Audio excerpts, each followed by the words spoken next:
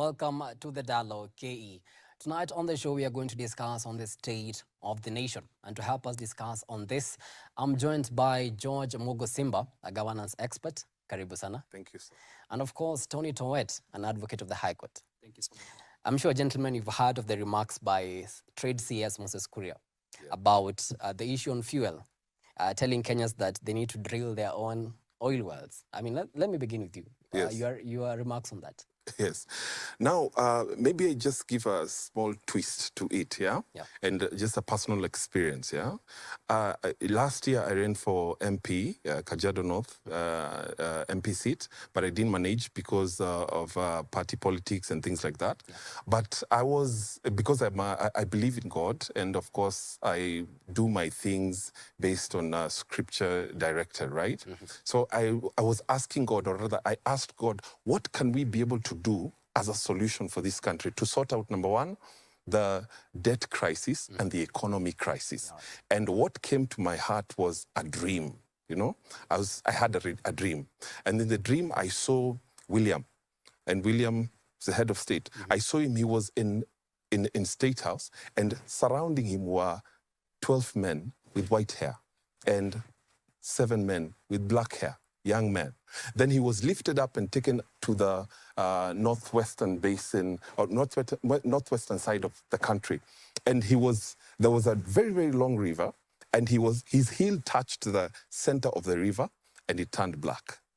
That was the beginning of this year, around January, February. I actually documented it. I did a podcast on the same. Then he was lifted up and taken to the western basin. And there was this rugged house. This is in the dream. There was this rugged house. In the rugged house, there was, at the center, there was an apex which was yellow and brown in color. So I asked God, what does this mean? And then I was directed to the scripture in 2 Kings chapter 4, verse 1 to 7, where he talks about that woman who had debt, right? He had two sons, and then she had debt, right? So she went to the man of God, that's Elisha, and asked Elisha what a solution. And Elisha told her, what do you have? She said, I have a jar of oil, all right? So Elisha said, go and take that jar of oil, then go and collect empty jars, start filling, all right? Then when they are all full, sell the oil, use the money to pay the debt, and whatever remains, you can live on it. That was, and God was directing me, or rather reflecting that as the country represents that woman who has got, the husband had died. And if you look at our situation, look at the first president, gone. Second, gone. Third, gone. And we've been left in debt, a lot of debt. So what is the solution? Maybe Kuria has an idea. So I would probably not brush him off per se, but I would want to look at it with a baby kind of thing. I think that Kenyans are really suffering right now. And the government came into power, with the slogan hustler narrative, bottom up. Yeah. And, the government should give Kenyans hope. Yeah. But when the CS tells Kenyans to drill their own wells, yeah. I mean, what does that mean? Personally, I think that was overboard. In as much as it would be realistic, especially, the sentiments that were made by David Ndii and Moses Kuria. In as much as they were realistic, they were trying to amplify the current situation of the nation in terms of, the oil prices and, the ripple effect it has on the economy. But I do not think that it is the best way to address the issues, especially, these people, as you know, the deputy president said that the people are the employers, or the employers of this government, let's say the leaders who are in office today. And it will be so wrong, for someone to come out in such a manner in addressing a very volatile issue at the moment that is, causing a lot of, let's say, causing a lot of havoc even in social media. You see that, there were rebuttals between these government appointees and even the leaders with now the common mwananchi. Essentially, we should also be able to appreciate, the legal factor behind the issue of petroleum prices and how we have been able to be here, and the far we have come, so that we can be able to appreciate that the leaders, of course, they are doing all the best to ensure that especially we are not producers of this oil. We had another one here in Turkana. They said that it will produce up to 1 billion barrels. Who knows what happened? That's actually maybe that's where that's where the jackpot is, probably. Maybe but Kuria was speaking from that perspective. It has never been actioned. One thing about our laws, they have been skewed in a way that it's supposed to help the common man. The Kenya said the hustlers who actually made this government a reality. Yeah. And I would believe in the goodness of time. Yeah. These laws, if they're applied in the way they were intended to be, then they could actually, help. Yeah. But essentially, the citizens should, or the population, or Kenyans should understand, the exigencies and the dynamics of petroleum products. And, the pricing. There are laws that have been written, coded laws that manage this scenario as a whole. Yeah. Actually, what the CS said is that it's only going to get worse. Yeah. He actually tweeted on X that the prices of fuel are going to increase by 10 shillings each and every month up to February. Yeah. I mean, where is the hope that Kenyans, the many hustlers... From my perspective as a governance expert, I look at all this from a governance structure. Like, for example, I run an institution, okay? And that's a form of let me say, state of some sort, for lack of a better word, all right? And we have structures. We have put structures. We have management structures. It's an institution. It's a school institution. We have teachers. We have parents. We have pupils. We have suppliers. We have subordinate staff. And we have management. How everything runs smoothly is dependent on how the structures are, how the policies have been put, and how they're being implemented. So take that and then post it now into government. How is the government being run? How is it? What are the structures? Are the structures working? You see, for example, and I know we'll probably talk about it. Right now, there is a bipartisan talks. They just resumed today, correct? But then, was it August 23rd? The DP comes and says, brushes it off. Yeah. All right? So you ask yourself, where is the mismatch? Then you realize that the problem is actually, it's not even the issue of the economy per se, it's the governance structure. The governance structure. Badilisha. We change that, we fix things up. It was actually the opposition gave the Ruto's administration a D-. The 1 year they've been in government. They've said it's an year of disaster. Yes. All the D that you can mention about. Yes. And you're talking about the structure. Yes. So does it mean that there's a failure of the government so far? Let me say it. Let me say this. Yeah, I have a master's in mass communication from Daystar University. And I did, when I was doing my thesis, one of the things that I looked at was how we can be able to improve the governance, all right, or rather the governing structures in our country. And God put an idea in my heart whereby we would, you see right now we have, and maybe Wakili can correct me if I'm wrong, we have democracy, all right, majority rule, and we have theocracy. Okay, because I studied all of them, monarchy, dynasty, etc. All right. So I came to a conclusion that what if we take democracy and we take theocracy? Because look at all our public functions. They have to start with a religious leader. All right. All of them. Before we go on, okay, I would like to depart from your argument. Okay. That democracy as is has been a working progress. Yes. Theocracy, we have experienced theocracy in the early days. And in as much as, our country is religious. Yes. But it is, of course, in the constitution, it is a secular state. Yes.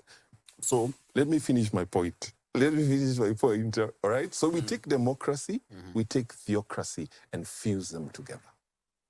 I happen to have, sorry, I have many things. I'm an engineer by profession. I mean, I went to Moi University and I studied electrical engineering. And one of the things that you're told is, we learned is, come up with solutions. See a problem, fix it. You know, this is a pen, it's not writing. How do we fix the problem? All right? Whatever the issues on the table, how do you fix it? So I thought, take that democracy, take the theocracy, put them together, and I came up with a new word called Trinitocracy.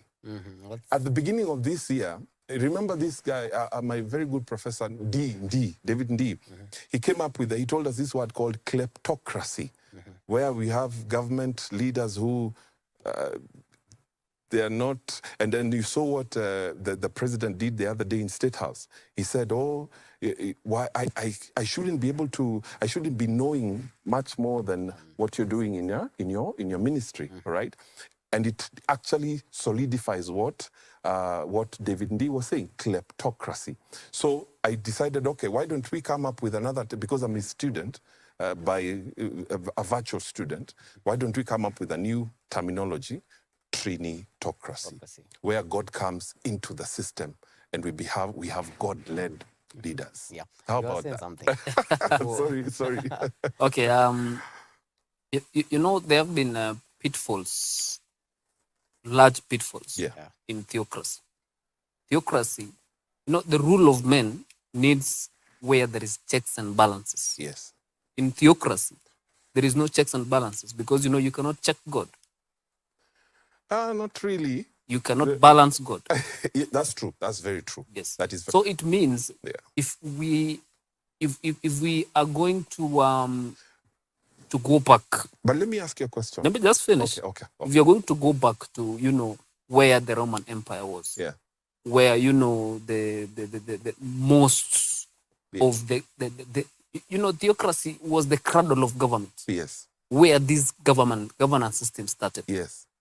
You know, when you propose a U-turn from where we are. That is extreme, Wakili. No, I understand. That's why I'm trying to come to where you are. Okay. Where you want us now to fuse the democracy with theocracy. Can I give you a very good example? Bishop Oginde. He was a bishop here, right? But he's in government. How do you explain that? All right. Okay, let's there's been a lot of blame games. The Kenya Kwanza government is blaming the quote-unquote handshake government for the crisis that we are in right now. You know, I remember they came saying that they met empty coffers. But now they've been in office for 1 year. I mean, why are they still blaming the former government for the wars that we are experiencing as a nation instead of sorting the situation? You're saying who is blaming who? Kenya Kwanza is blaming the handshake. Is blaming the handshake. I think that, from my perspective, doesn't have so much weight because if you look at history, Kenya Kwanza were part of Jubilee originally, and then they split. So when they come later and say, oh, we are blaming this and that, or bipartisan this and that, and blah, blah, blah, it doesn't have any weight per se, okay? The thing is, come up, sit down, get people who can think outside. In fact, get people who live outside the box, okay? And they sit down around a table and come up with solutions. That's what Kenyans want, solutions. Solutions. Not solutions. Wakili, with the skyrocketing fuel prices, I mean, we've never seen fuel rise with that amount of money. You know, 30 shillings, 33. I mean, and we've seen the government also wanting to tax Kenyans even more. I mean, what is the solution? You see, first of all, I'll cite the problem, and then I will attempt to give a solution. You see, the current petroleum products prices are, you know, especially, you know, is guided by the world, you know, crude oil prices. In the month of June, the prices of crude oil was somewhat $70 per barrel. So when you come to this time, this minute that we are talking, we are buying, the crude oil is being sold in the world market at $91 with some cents. So if you try to see how we get to 211 in terms of the money that we spend per liter of petrol, for example. And especially we appreciate that Kenya, we import finished products, then, processed. It is first of all important for us to understand how we get to 211 before we try to blame any government agency, EPRA, the minister, or any other person for what we are going through today. First of all, there is something called landing cost. Because we do not produce oil, there is something that we call landing cost. Landing cost is if a person like Murban National Oil, which mostly are our source of oil. These are, international players that, they set the price margin. So that now we have people called the marketers. The marketers are, the common Kobil, Shell, these players. What happens is that there is a system called, it's called open OTS, open trading system, where these oil marketers, they bid to be, so that they can import. The person who wins to import this oil is now the one who is authorized to import at the lowest prices, and then they're going to sell it to, other oil marketers in the country. So what happens is we have a landing cost. When it comes from overseas to the ports, it is called a landing cost. And these, prices are, they are checked, or, they change every 15th of the month. The end is on 14th, and 15th April gives new prices. So essentially what I am trying to say is there is something called, once it lands at the port, then there is something again that is called FOB. FOB is the free on board. Then this is loading port prices. So these are now the prices that, they are declared upon being, when they get loaded to maybe tanks at the coast, so that they can move in now inside the country. So there is a distribution price, supply price. Then it comes to taxes. It comes to levies. All these, they have a ripple effect on the prices of these that we are paying. But you see, Wakili, per the thing liter. is, And the normal Kenyan does not understand Yes. all this And jargon. Can I have a about- better idea? I have a better idea. Here, and this is a gift for Wakili. This is just a summary of Trinitocracy. And let me just break it up a little bit, all right? We have basics, that's one of the things that I was looking at, yeah? Where we have basics in this country. We just have all goods and services, right? We all deal with goods and services. Yeah. So we categorize them into three. We have basics, we have comforts, and we have luxuries. Then let the government zero tax basics. And let the government put, right now it's 16%. The CS wanted to take it up to 18. I don't know if it's still there. So we scrap that, remove that. Put the comforts at 12%. And then the luxuries at 24%. I tested it. I did a simulation of that. So for example, look at even this housing levy. I saw the way the PS was sweating that day. Yet it was something very simple. I happened to have gone to Parliament that day. The CS was presenting the budget, all right? And I presented to him, I thought, if you have if you see a house, you see the way the house is built, we have different parts of the house. We have stones, we have windows, we have metal, we have cement, all right? Out of that, classify and say, okay, let this stone be a basic and the cement be a basic, but the tap be a comfort or a luxury. So tax the tap, but don't tax the stone. Control the price of the stone. Because actually, what we are seeing with the government, Yeah. whatever problem they find, Yeah. the solution is to increase taxes. And Is that's it going wrong. to work? No. It won't work. It won't work. Wakili, do you think that is going to work? I do not think that overtaxing will work. But I also feel that, the previous governments, they went all in to overborrowing. We, first of all, did not have commercial debt in Kenya when Moi left. Moi left, Kibaki came. then we were just dealing with these debts that sometimes would be given ownership, and such stuff. But now we are in a commercial debt. A commercial debt, that if you do not pay, it has dire consequences. Dire consequences, like Sri Lanka now, they do not have control of their ports. Reason being, the Chinese government has taken it over so that it can be able to recuperate the monies they the loan that they gave out to the country. The main reason why the country is now taxing people is to be able, to meet its recurrent expenditure, which is everyday ballooning, because we are, as Kenyans, we are overrepresented. We are overrepresented because the devolution came in was good. It's a very good point. That's a very good point. We saw the story of CSs. Yes. Yeah. It's the government Yes. that is employing all these people. Yes. Yeah. And it's the government that's going to pay them back. Yes. And you have seen the MPs suggesting that we need to create more counties. Yes. That is the problem. So meaning we are going to be taxed even more. What essentially should happen in this Kenyan system of governance is that we should, sit back and, re-strategize on governance system. How are we going to make, counties less? Like we should have like 8 counties in Kenya. We should not have 47 counties. It's a lot. It's covered there. So these 8 counties, we should elevate, the previous provinces should come to be counties. Yes. So that the counties that we have should be constituencies. Yes. So that the constituencies we have become the wards. Yes. That is how we are going to Beautiful point. Very beautiful. to compress the wage bill in a way that we get off so many people who are doing. There is something called duplicity of functions that is happening in the country.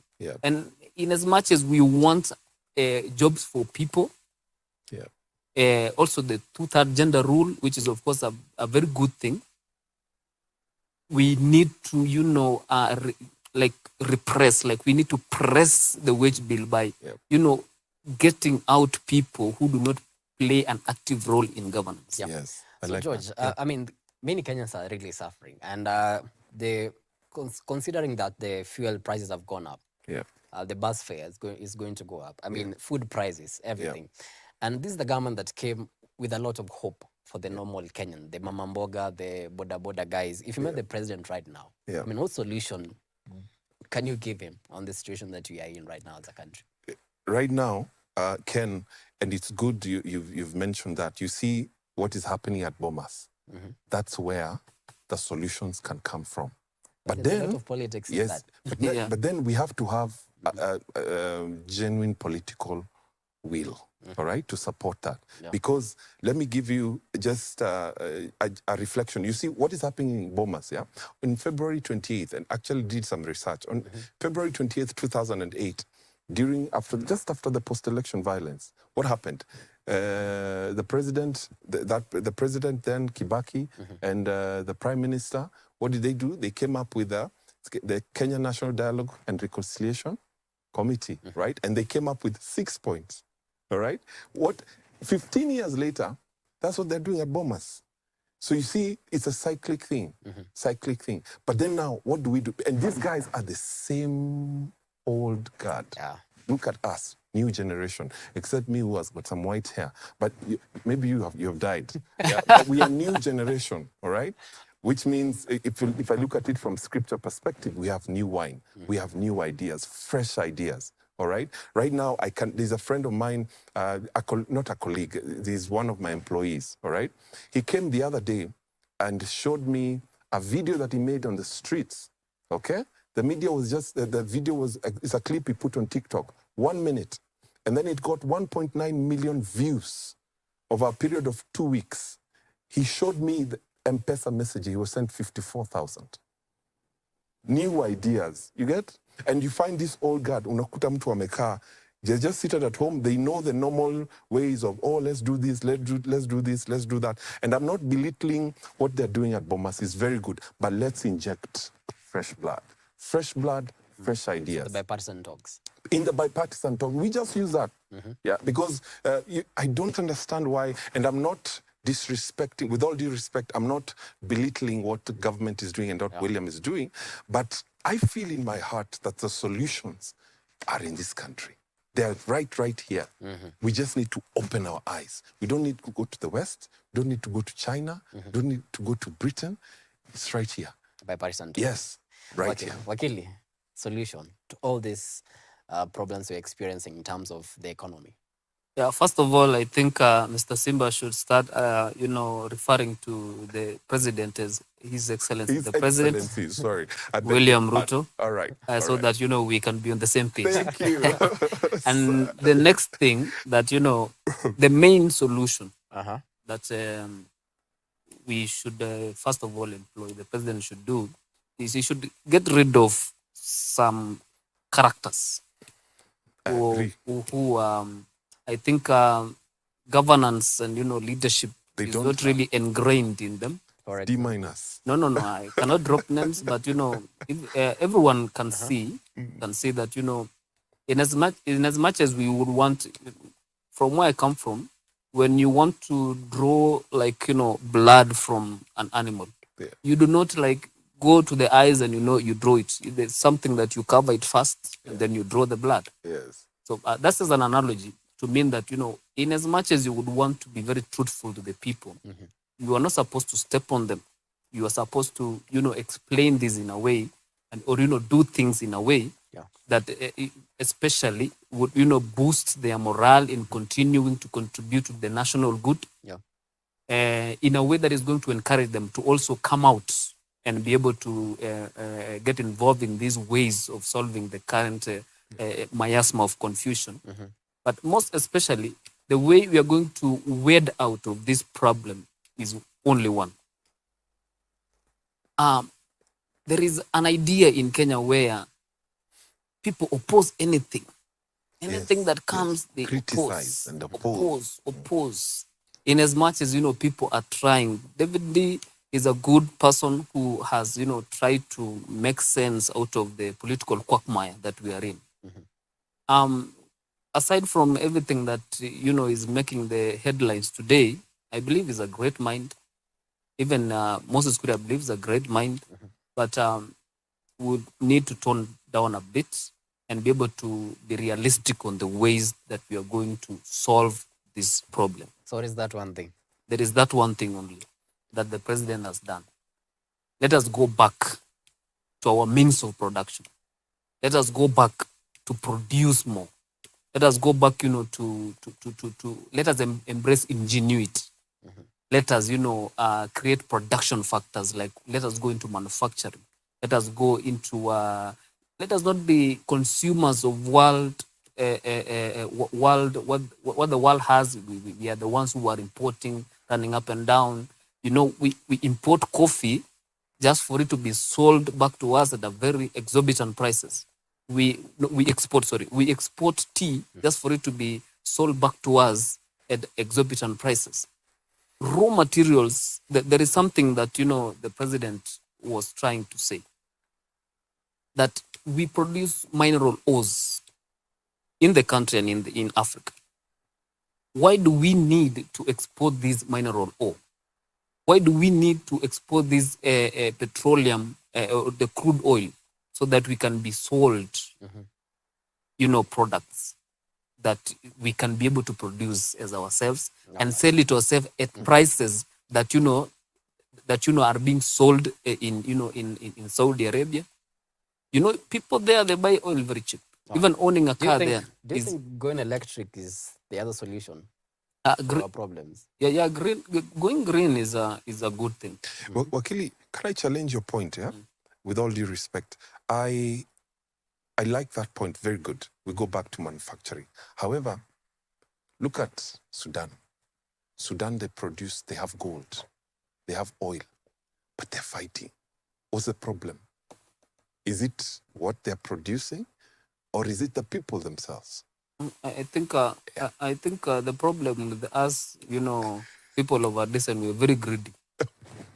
Very greedy, because if today, Ken, you have 2 vehicles, yes, or maybe for you and your wife, And then now you get this opportunity and you want to have 6 cars, you have 6 cars, Yes. you want now to give, your small kid, it is a good thing. Yes. Yeah, these are athletes.